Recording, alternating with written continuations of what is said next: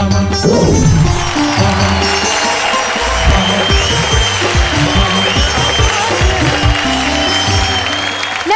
आदाब, सत श्री अकाल एंड हेलो। मैं हूं आप सबकी प्यारी सी राजदुलारी सी नेहा के मेहता और स्वागत करती हूं आप सबके शो में जहां दिल डोले और मन बोले वाह वाह क्या बात है। बात कुछ तो है, शैलेश जी अभी तक नहीं आए। अब मैं आपके साथ क्या बातचीत करूं, मेरे पास तो ज्यादा शब्द भी नहीं है। आपको बातचीत करने के लिए शब्द की आवश्यकता ही कहाँ है, आपकी तो आंखें भी बात करती है। लब हिले तो मोगरे के फूल खिलते हैं कहीं,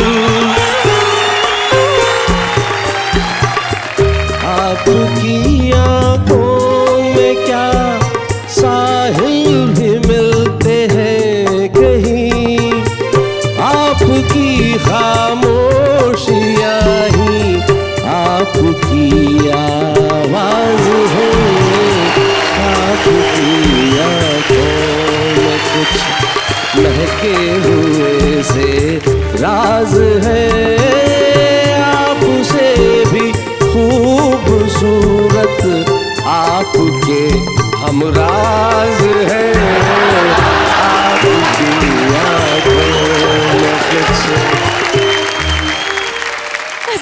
आपसे भी खूबसूरत, माफ कीजिएगा, आपके अंदाज और हमराज तो खैर है। और यही जिंदगी की खूबसूरती है साहब, कि बातचीत में से एक दूसरे की तारीफ निकल आए, एक दूसरे की शिकायत भी कर ले, बातचीत में एक दूसरे को गुदगुदा भी दे, हंसा भी दे, बातचीत में शिकायत भी कर दे, बातचीत में गिला भी कह दे, बातचीत में शिकवे भी हो जाए, बातचीत में थोड़ी सी शरारत भी हो जाए और बातचीत में कह दे वाह वाह क्या बात है।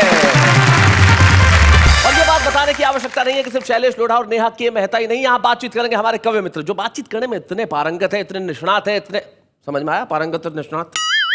पारंगत है, निष्णात है, मतलब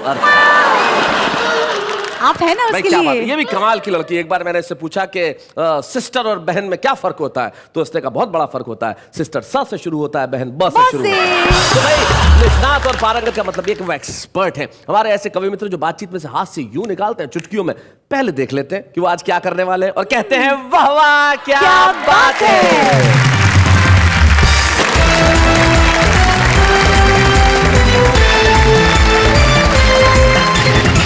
स्वागत करते हैं आपका दोस्त शैलेश लोढ़ा उस शो में जिसमें आप और मैं मिलकर कहते हैं वाह वाह क्या बात है। बातचीत, जीवन में अगर बातचीत नहीं होगी तो कुछ नहीं होगा। जहां बातचीत नहीं होती वहां पे अवश्यम भावी झगड़े होते ही हैं, और जहां बातचीत होती है वहां चीजें सुलझ जाती है। इसलिए जिंदगी में बातचीत करना बहुत आवश्यक है, लेकिन हर वक्त नहीं, कभी कभी समझदारी से। हमारे कुछ दोस्त हमारे साथ बैठे हैं जो समझदारी से बातचीत करते हैं। आइए सबसे पहले मिलते हैं उनसे, जो मंच के इस कोने के अंदर एक शानदार कुर्ता और उसके ऊपर जानदार दुपट्टा डाल के बैठे हैं, और जिनके चेहरे की दाढ़ी कई प्रकार के आकार प्रकार बनाते हुए, मतलब ये यहाँ तक नहीं आती इसलिए कम है, आती यहाँ तक है। क्या प्रॉब्लम क्या है हरीश भाई? तो दाढ़ी का अपना मूड है, जिधर जाए उधर चली जाए। हरीश चतुर्वेदी जी के जवाब से लग गया होगा आपको कि आगरा से आए हैं। हरीश चतुर्वेदी जी आगरा से हमारे बीच में आते हैं। वाह, इधर भी दाढ़ी है भाई, क्या बात है। इधर दाढ़ी जो थोड़ी सी है ये आपकी थोड़ा डिजाइनर दाढ़ी है। ये डॉक्टर सुरेश अवस्थी हैं जो कानपुर से हमारे बीच में आते हैं। आपकी दाढ़ी का क्या राज है सुरेश भाई? शैलेश जी, दाढ़ी का क्रमिक विकास है। ये विकास है, इधर दाढ़ी शुरू नहीं हुई जी, इधर दाढ़ी थोड़ी हुई जी, इधर पूरा विकास हो गया। क्या बात है, वाह वाह वाह वाह। थोड़ा थोड़ा करते हुए आपकी दाढ़ी की तरह हमारे देश के अंदर चीजों का विकास हो तो क्या कहना है। तो भाई हरीश चतुर्वेदी की दाढ़ी है, सुरेश अवस्थी की दाढ़ी है, इधर ये बंगाल की खाड़ी है। क्योंकि ये जो मुजावर मालेगावी हैं, मतलब जो निकल के आते हैं तो जो कमाल करते हैं वो कमाल। ये टाई बड़ी खूबसूरत है मुजावर भाई, ये क्या इस टाई का क्या राज है, जरा बताएं। दरअसल ये बात ये है कि अवस्थी जी ने मुझसे कहा जी कि मुजावर भाई, जब आपकी लाल शर्ट है, ब्लू पैंट है, लाल बाल है, तो आप लाल टाई लगा लें जी, ताकि खतरे की निशानी है, खतरे की निशानी, ताकि लोग आसपास ना आए, आसपास ना है, इससे मुझसे थोड़ा दूर बैठे ये लोग। क्या बात।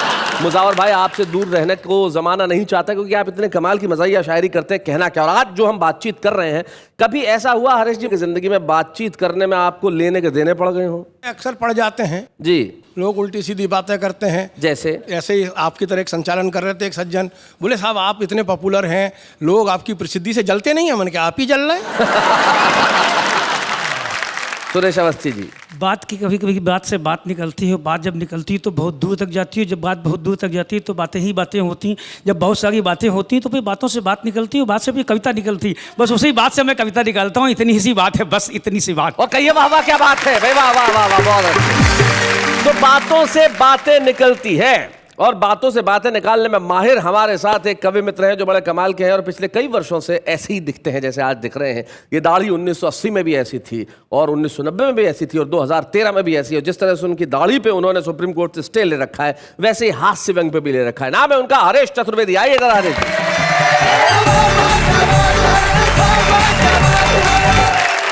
मित्रों, शैलेश जी ने आगरा से शुरुआत की है, ये इनके ठीक ठाक होने की निशानी है। बहुत बढ़िया है। शिक्षा पर एक व्यंग में आपके बीच में एक हास्य की कविता रखता हूं, आप मजे लेना जी। आजकल जो स्कूलों की स्थिति है, सरकारी स्कूलों की खासतौर से एक सरकारी योजना है मिड डे मील जी, मुफ्त भोजन दिया जाता है सरकारी स्कूलों में और उसमें खास बात यह होती है कि वो स्वादिष्ट होना चाहिए। बस यहीं से इसी भूमिका के साथ सुनिए, एक स्कूल का चित्र आपको दिखाता हूं, सरकारी स्कूल का, उसके बाद व्यंग शुरू करता हूं। सुनिए कि चपरासी खीर के पतीले पर दंड पेल रहे हैं, हेडमास्टर रोटी बेल रहे हैं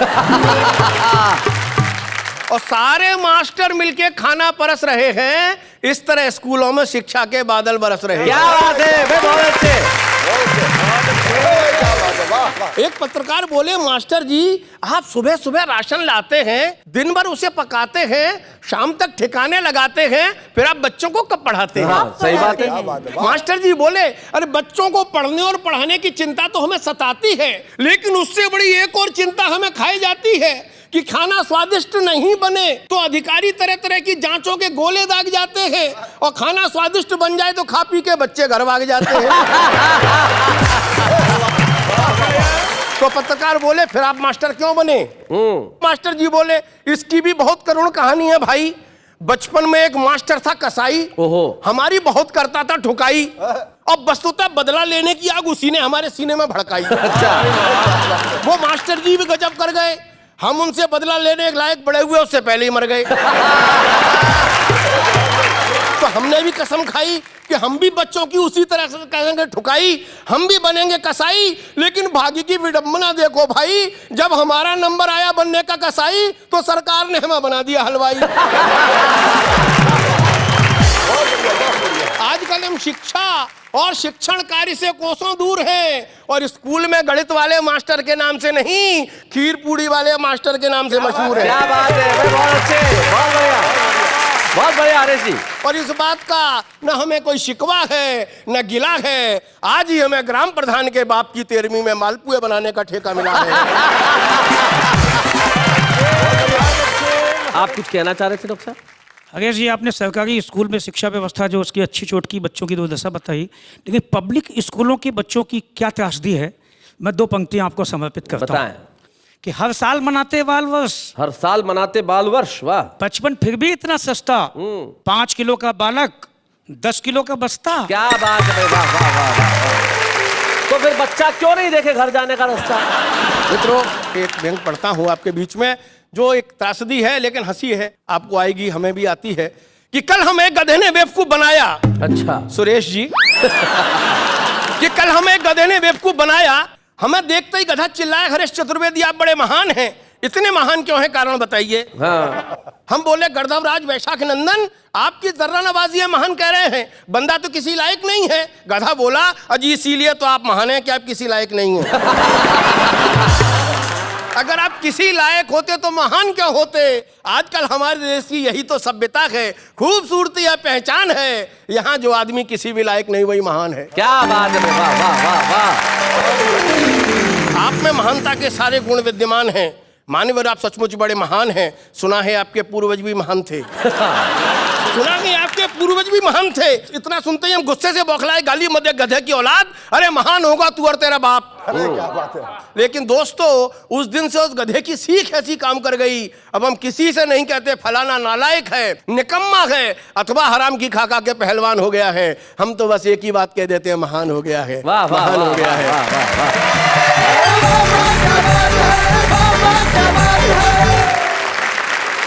आपकी इस कविता के बाद मैं यही कह सकता हूं, हरीश चतुर्वेदी जी आप हिंदी कवि सम्मेलनों की शान है। आपके पास हास्य के सारे गुण विद्यमान हैं और आप बड़े महान हैं। बड़े महान हैं। तो आइए बढ़ते आगे और बुलाते हैं उन्हें जो सचमुच महान है, मुजावर मालेगावी। जरा जोरदार तालियां।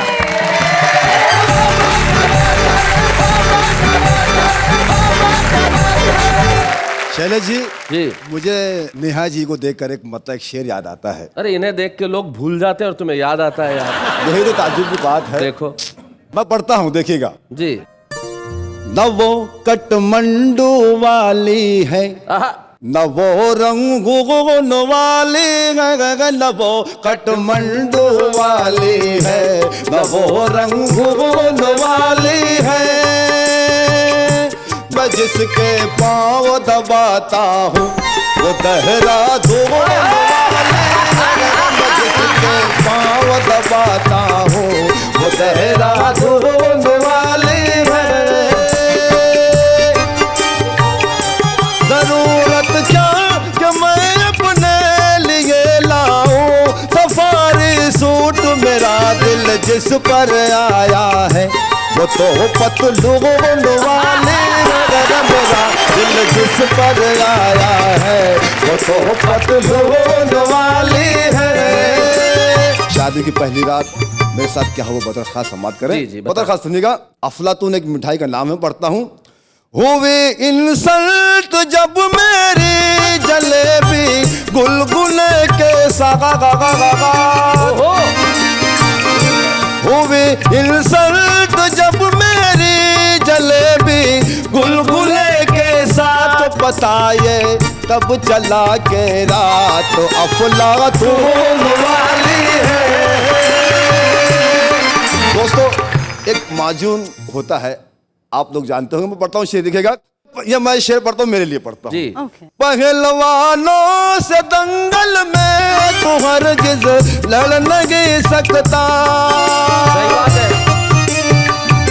पहलवानों से दंगल में तू हरगिज लड़ नहीं सकता। मुझे मालूम है बॉडी तेरी माजून वाली है, वो कठमंडू वाली है, वो रंगून वाली है। मैं जिसके पाँव दबाता हूँ वो देहरादून वाली है। बहुत बहुत शुक्रिया जी। दोस्तों। एक गीत मैं बिल्कुल हाजिर करता हूँ जी। जनता और नेता का सवाल जवाब है। जी, बातचीत है, मैं पढ़ता हूँ। जी। आज के नेता करने लगे हैं संसद में गोल मागा गा गा गा गा गा गा। हाय हाय हाय, ये माल कमाल का है पीछे। अरे आज के नेता करने लगे हैं संसद में गोलमाल, दूध मलाई खाकर हो गए देखो लाल मुलाल। तो कैसे देश चलेगा हमारा, देश चलेगा कैसे, देश चलेगा हमारा, देश चलेगा। नेताजी क्या कहते हैं सुनिएगा।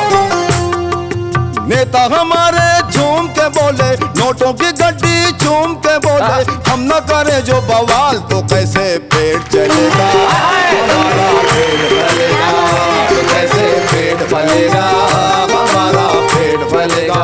पहला मन हाजिर करके देखिए, पहला मन समाप्त करें। कहीं पे हाहाकार मचा है, कहीं पे सूखा पड़ा है, कहीं पे है मुर्गा बिरयानी, कहीं पे पावड़ा है। नेता हमारे घूम रहे हैं लंदन और नेपाल, तो कैसे देश चलेगा हमारा, देश चलेगा। दोस्तों, कुछ गलतियां हमारी भी हैं। अगर हम अपने वोटों का, हमारे वोटों का सौदा ना करें तो किसी नेता की क्या मजाल जो भ्रष्टाचार करे। मैं पढ़ता हूँ, देखिएगा। नेताजी कहते हैं कि लाखों करोड़ों हमने लगाया तब हम चुनकर आए, इसकी उसकी गाली सुनी तब जाके ये कुर्सी पाए, हमने ये कुर्सी पाए। जनता का सम्मान करे हम, चौपट में ही काम करे हम, वो भी सालों साल। तो कैसे पेट फलेगा हमारा, पेट चलेगा। ये बन पत्र खास समाप्त करें, देखिएगा। कि नेताओं के आगे पीछे अपनी दुम जो हिलावे, काम उसी को मिलता है जो इनको घूस खिलाए, इनको घूस खिलाए। इनकी काली करतूतों का, घपले घोटाले बंडखोरों का यूं ही रहा जो हाल, तो कैसे देश चलेगा, हमारा देश चलेगा। अंतिम बंद करता हूँ, देखिएगा। आओ हम सब मिलकर अपने अंदर का छल ढूंढे, क्या बात है? जिसमें जय जयकार हो अपने देश की वो हल ढूंढे। आओ वो हल ढूंढे। मंदिर मस्जिद के झगड़ों में, गुंडागर्दी और दंगों में हम जो हुए इन्वॉल्व, तो कैसे क्या बात है? चलेगा, हमारा देश चलेगा। नेता हमारे झूम के बोले, नोटों की गड्डी चूम के बोले, बेशर्मी से घूम के बोले, हम न करें जो बवाल, तो कैसे पेट भरेगा, हमारा पेट भरेगा। कैसे पेट चलेगा, कैसे पेट भरेगा, कैसे पेट। क्या बात है?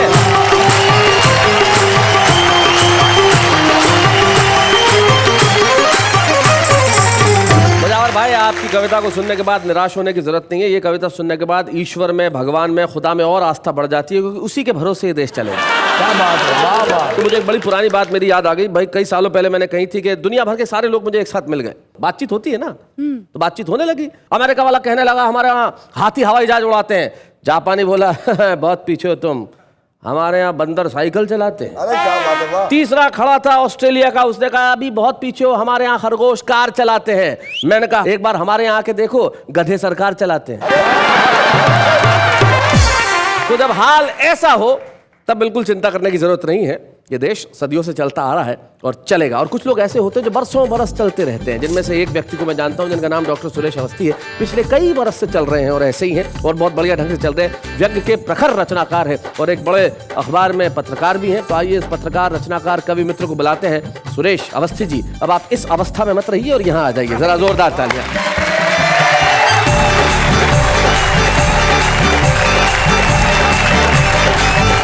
साहब हास्यव्यंग्य का कवि हूँ, घटनाएं घटती रहती हैं। बच्चों की बातें कर रहे थे हरीश चतुर्वेदी। मैं तो अपने घर से पीड़ित हूँ जी। पत्नी से झगड़े के बाद हमने अपने बेटे को अठन्नी टिकाई। पति पत्नी में झगड़ा होता तो बच्चे बढ़ जाते हैं, कभी पापा के साथ, कभी मम्मी के साथ, लेकिन मेरा होनहार बेटा हमेशा मेरे साथ। मैंने शाबाश बेटे, जब भी तेरी मम्मी से मेरा झगड़ा होता है मुझे तुझ पे नाज है कि तू हमेशा मेरे पक्ष में खड़ा होता है। वो बोला लो पापा ये अपनी अठन्नी संभालो, किसी तरह का भ्रम मत पालो। अच्छा, मैं तो मानता हूं सिर्फ अपनी टीचर जी का कहना। उन्होंने मुझे समझाया है कि संकट के समय हमेशा सताए हुए लोगों के साथ रहना। तब पता चला कि मामला कहां जा रहा बहुत है। बढ़िया। लेकिन साहब स्थितियां तो बहुत होती, घर तो घर, बाहर निकलो तो वहां भी संकट। जी। मैं उस दिन बाहर निकला, सड़क पे आया तो मैंने देखा कि वो पहने थी खुले गले की शर्ट, अच्छा।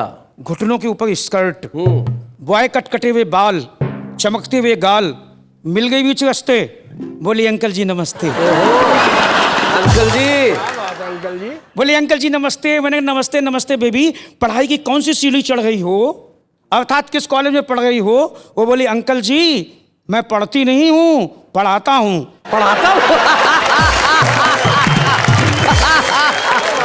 वो बोली अंकल जी मैं पढ़ती नहीं हूँ, पढ़ाता हूँ। लड़कियों के कॉलेज में हूँ ना, इसलिए छेड़खानी से बचने के लिए पोशाक पहन के जाता हूँ। अच्छा, बहुत अच्छे, बहुत बढ़िया। मेरे कॉलेज की लड़कियां बड़ी जगजाहिर हैं, छेड़खाने में बड़ी माहिर हैं।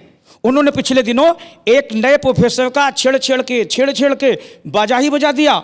करण कपूर से उसे करिश्मा कपूर बना दिया।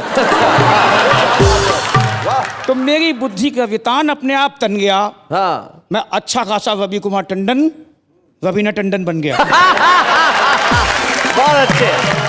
तब से लड़कियां गोपनीय से गोपनीय बातें बता देती हैं। जब बहुत खुश होती हैं तो गले से लगा लेती हैं। हाय हाय हाय हाय, बहुत अच्छे। हाय हाय। पंक्तियां सुनना, व्यंग सुनना। हाँ। बोले अंकल जी ये हिंदुस्तान है, यहाँ पापी पेट न जाने कैसे कैसे खेल खिलवाता है। अच्छा भला हीरो इस पेट के खातिर किन्नर बन के तालियां बजाता है। क्या बात है, तालियां वाह, बजाता वाह, है, वाह। तालियां बजाता है। वाह, वाह। लेकिन साहब विसंगतियों की तो यात्राएं चलती रहती हैं। अभी हरीश चतुर्वेदी ने मेरी दाढ़ी पे कमेंट किया, बोले सतपुड़ा के जंगल हैं। ये तो साजिश आज की नहीं, बड़ी पुरानी है। हाँ। कवि सम्मेलन से लौटते हुए हरीश बोले डॉक्टर साहब अपने चेहरे से एक बार सतपुड़ा के घने जंगल हटाओ हाँ। और शैलेश लोढ़ा जैसा खूबसूरत चेहरा एक बार जनता को भी दिखा। तो कवि सम्मेलन से लौटते हुए रास्ते में मैंने दाढ़ी बनवाई, घर आके कॉल बेल दबाई, पत्नी का पर्सनाल्टा निकल के बाहर आया। मैं बड़ा रोमांटिक होके मुस्कुराया। मैंने कहा बताइए हम आपके हैं कौन? अच्छा। पत्नी मौन। हाँ। मैंने थोड़ा और रोमांटिक होके कहा बताइए बताइए हम आपके हैं कौन? अचानक उसके चेहरे से चमक हो गई गायब। गुस्से से बोली आपको किससे मिलना है भाई साहब? भाई साहब। गुस्से से बोली आप किससे मिलना है भाई साहब? मैंने कहा जाने दीजिए मुझे अंदर तो आने दीजिए। तो और गुस्से से बोली तुझ जैसे लफंगे को अंदर बैठाऊंगी? अवस्थी से मिलना है, सुबह आना, कल तक वो भी आ जाएंगे। ये आपको बिल्कुल ठीक बताया। अगर आदमी दाढ़ी वाड़ी कटा ले या कुछ हो जाए तो ऐसा होता है। मेरे एक मित्र हैं हरेश भाई, जैसे हरेश भाई के बाल उड़ गए हैं, काफी उड़ गए हैं। एक जमाने में यहाँ पे लहलहाती खेती हुआ करती थी, कमाल की। तो इनके घर में दिवाली की सफाई चल रही थी। तो सफाई में इनका बेटा जब सफाई कर रहा था तो इनकी जवानी का फोटो गिरा, और माँ के साथ में एक ऐसा आदमी जिसके सर पे बाल, उसने तो बचपन से यही देखा उजड़ा हुआ जंगल। अब ऐसा आदमी कौन? माँ को पूछे ये कौन है, और बोले बेटा ये तेरे पापा है। तो फिर बोले घर में गंजा कौन पड़ा रहता है? जीवन में ऐसी स्थितियां कभी भी आ सकती हैं। शैलेश जी ऐसा नहीं जी, हरेश के साथ तो घटता रहता है। हाँ। मैं इनके घर पहुंचा तो मैंने इनसे एक सवाल किया, हाँ। शादी के कितने साल? बोले डॉक्टर अवस्थी पूरे 25 साल। हमने इन 25 सालों में क्या फर्क महसूस कर रहे हो? अगला व्यंग का आदमी एक लाइन में जवाब दिया, बोले डॉक्टर अवस्थी 25 साल पहले मैं तेरी भाभी से कहता था कि तेरा मुखड़ा चांद जैसा है। अब 25 साल बाद वो मेरे चांद में अपना मुखड़ा देखती है। क्या बात है, वाह वाह वाह वाह वाह, बहुत अच्छे।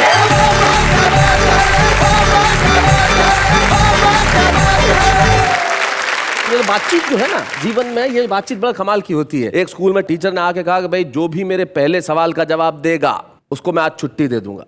एक बच्चे ने अपना बस्ता लिया, उठा के बाहर फेंक दिया। सर ने पूछा किसने फेंका? बोले सर मैंने फेंका। जवाब दे दिया, घर जा रहा हूं।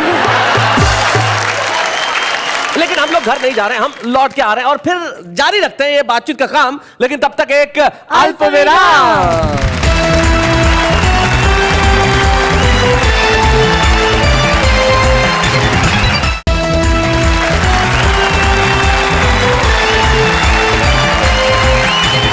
स्वागत है फिर से उसी कार्यक्रम में जिसका नाम है वाह वाह, क्या बात है।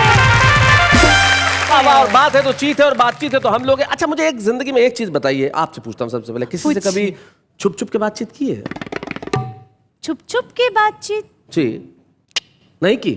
आपको यकीन आता है इस बात पे कि एक जवान और खूबसूरत लड़की ये कह रही है कि उसने आज तक कभी किसी से छुप छुप के बातचीत नहीं की? जी आपको शैलेश जी, मैं आपके हवाले से 4 विषय पढ़ता हूँ। जी पढ़िए। आप उनके लिए क्या कहते हैं? जी।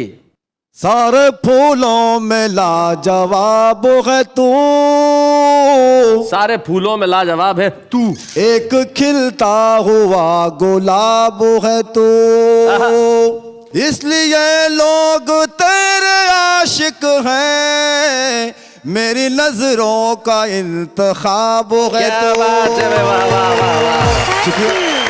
मुझे 4 पंक्तियां किसी की याद आ गई, मैं आपकी तरफ से कहता हूँ। किसको कहते हैं? जहां तक पहुंचनी अपने आप पहुंची। मैं कहना चाहता हूँ शायर सूफी कलंदर डूब जाते हैं। किसी का बहुत बढ़िया शेर है ये। जमी को जीतने वाले सिकंदर डूब जाते हैं। हाय हाय। मैं तो एक छोटा सा दरिया हूँ, मेरी औकात ही क्या, तेरी आंखों में तो सैकड़ों समंदर डूब जाते हैं। अब मैं भी कहे बिना रह नहीं पा रहा हूँ। जी कह डालिए, आप मेरा फेस देखिए और सरफेस देखिए। जी। सरफेस इसलिए कह रहा हूँ, सर पे है जी।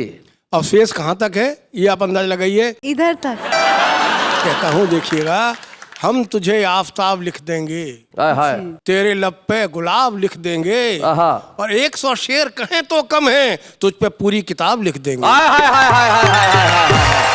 ये बातों बातों में बात कहाँ पहुँच गई? कहाँ पहुँच गई? इसको कहते हैं बातचीत। ये बातचीत यही तो होती है भाई, यहाँ से निकली वहां से हुई। खैर साहब, ये तो बातचीत वो हुई जो छुप के की जाती है। लेकिन कुछ लोग होते हैं छुप के बातचीत करते हैं, छुपे रुस्तम होते हैं, लेकिन जब खुल के बातचीत करते हैं तब रुस्तम हो जाते हैं। आज हमारे बीच में आ रहे हैं नई दिल्ली के सुनहरी लाल तुरंत।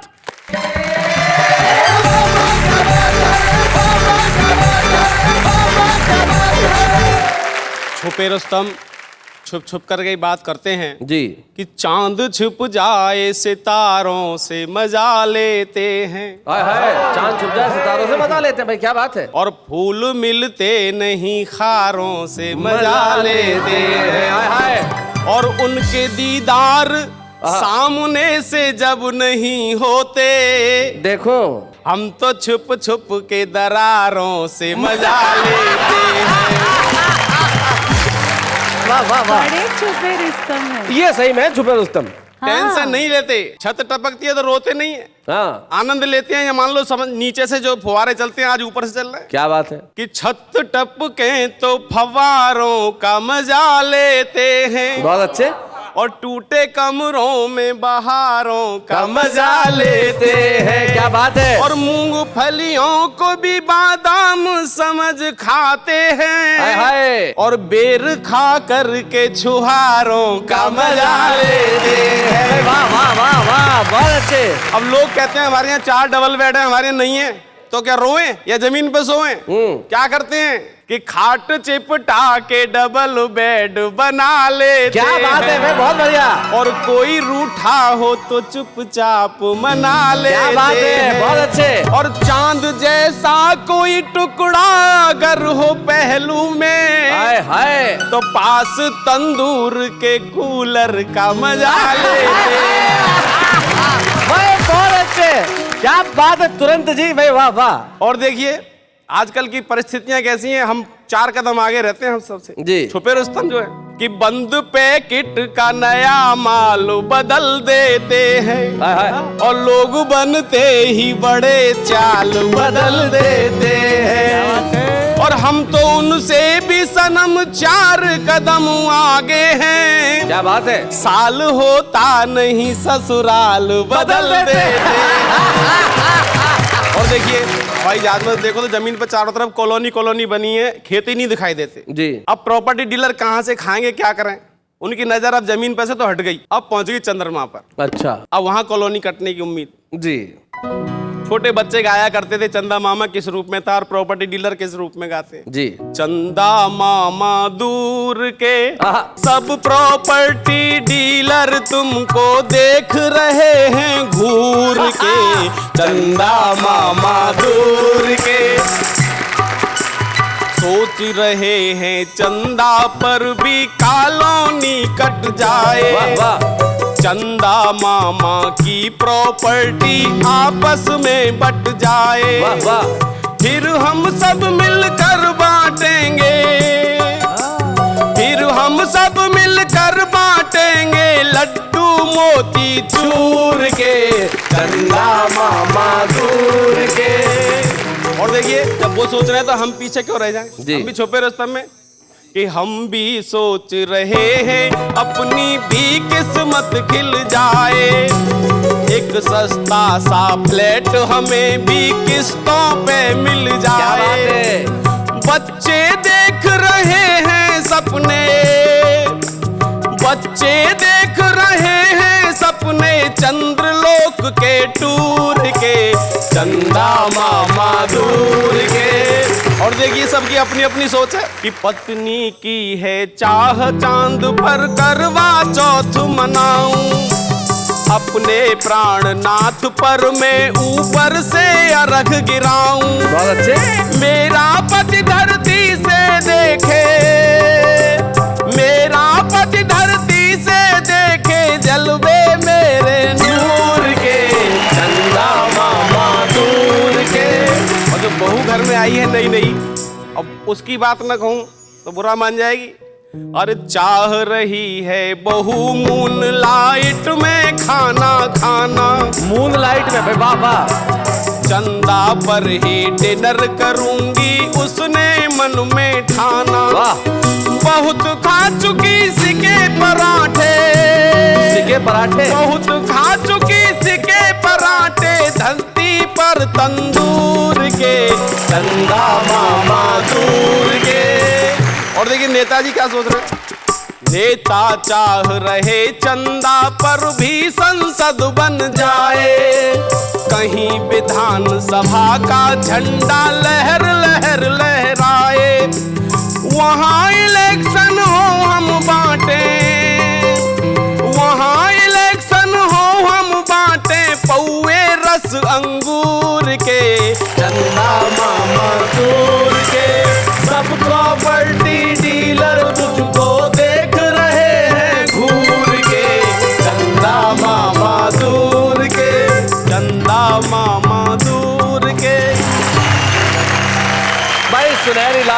मुझे नहीं मालूम कि चंदा मामा को लोग घूर घूर के देख रहे हैं या नहीं देख रहे हैं, लेकिन अभी आपका काव्य पाठ सुनने के बाद जितने देश में कविता और कवि सम्मेलन के आयोजक हैं वो सब आपको घूर घूर के देख रहे हैं कि भाई ये कहाँ थे अब तक, क्योंकि इस छुपे रुस्तम ने कमाल कर दिया है। इन्होंने अपना धर्म निभाया तो हम अपना कर्म करते हैं। हम इन्हें एक छोटा सा स्मृति चिन्ह देना चाहते हैं ताकि सबको दिखा के कह सकें भाई मैं उस कार्यक्रम में जाके आया हूं जिसका नाम है वाह वाह क्या बात है। बच्चे हैं या बूढ़े हैं, नर है या नारी है, हंसी देने वालों के सब ही आभारी है। कविता सुनाने वाले अब सबके साथ है। क्या बात है। क्या उम्र है आपकी सुनाई लाल जी? 56 वर्ष। 56 वर्ष। और कितने सालों से कविताएं लिख रहे हैं? करीब 40 साल से। 40 साल से कविताएं लिख रहे हैं। आके देखिए 40 साल कविताएं लिखने के बावजूद भी सुनहरी लाल तुरंत जी निगाह में नहीं आ पाए थे। नई दिल्ली में कविताएं सुनाते थे लेकिन आज सारे जमाने की निगाहों में आ गए और अपनी पूरी प्रतिभा के साथ आ गए। तो अब मैं यही कह सकता हूं इनके लिए कि चाहे राजा हो, भिखारी हो या फिर कोई हो संत, कोई धर्म, कोई मजहब, कोई हो पंथ, हो जाएगा गम का अंत जब आएंगे सुनहरी लाल तुरंत। तो हम सब मिलके यूं ही करेंगे गम का काम तमाम, लेकिन इस वक्त एक अल्प विराम।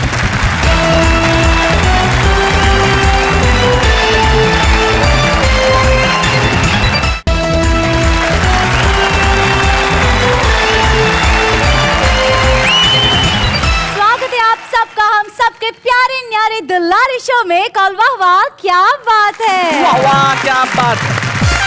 आपने देखा होगा कि आप लोग तो कविताएं लिखते हैं, शेरो शायरी करते हैं, लेकिन बच्चे भी आजकल चलते फिरते बच्चे भी शायरी करते हैं। वो कुछ भी सुना सकते हैं। ट्रक के पीछे जो लिखा रहता है वो भी कमाल की शायरी होती है। आपसे मिला कभी इस तरह कोई सुनाने वाला? एक ट्रक के पीछे साहब हाँ एक शेर लिखा था। हाँ। बहुत जबरदस्त था। मैं घंटे भर तक हंसता रहा अच्छा। कि लगा के माल अपना देखो कैसा खेल खेला है। हाय हाय लगा के माल अपना। ये 7-8 लाख का ट्रक खरीदा है जी। लगा के माल अपना देखो कैसा खेल खेला है और जाके बता देना उनको ये फकीरों का ठेला है। एक शेर एक चिट्ठी में, बहुत पुरानी चिट्ठी मिली। चांदनी रात सनम चावल धो रही हूँ, हाय हाय आपको क्या पता तुम्हारी याद में कितना धो रही हूँ। हाय हाय हाय हाय हाय हाय क्या बात है। मुजावर में मेरे पड़ोस में एक मकान है, वहां पर एक लड़का घर जवाई रहता है। उसके घर के ऊपर लिखा हुआ था कि पाँव बेगम के दबाने में बुराई क्या है, बुराई क्या है, यह खुजली तो खुजाने में बुराई क्या है, और उम्र भर सास के टुकड़ों पे पला जब तू तो मार ससुराल की खाने में बुराई क्या है। भाई बहुत अच्छे। तो भाई कोई बुराई नहीं है मुजावर भैया, सचमुच कोई बुराई नहीं है। इस तरह की शायरी करने में कोई बुराई नहीं, क्योंकि आखिर करनी तो बातचीत ही है। जरूरी थोड़ी है कि उसमें स्वर भी हो, व्यंजन भी हो, अलंकार भी हो, अच्छे अच्छे शब्द भी हो। बहुत आसान शब्दों में की जा सकती है। किस तरह से? इस तरह से। मेरे दोस्त तुम भी लिखा करो शायरी, तुम्हारा भी मेरी तरह नाम हो जाएगा। जब तुम पर पड़ेंगे अंडे और टमाटर तो शाम की सब्जी का इंतजाम हो जाएगा। ऐसी वाणी बोलिए कि जम के झगड़ा होए, पर उससे ना बोलिए जो आपसे तगड़ा हो। नफरत का मेरे दर्द को अंदाज न दे, ये शोर भरा जहर भरा साज न दे। हम थके बहुत अभी जरा सोए हैं, ओ दुनिया वालों हमें इस तरह आवाज न दे। कौन कहता है मौत आएगी तो तुम मर जाओगे, कौन कहता है मौत आएगी तो तुम मर जाओगे, अरे तुम तो बंदर हो पेड़ पे चढ़ जाओगे।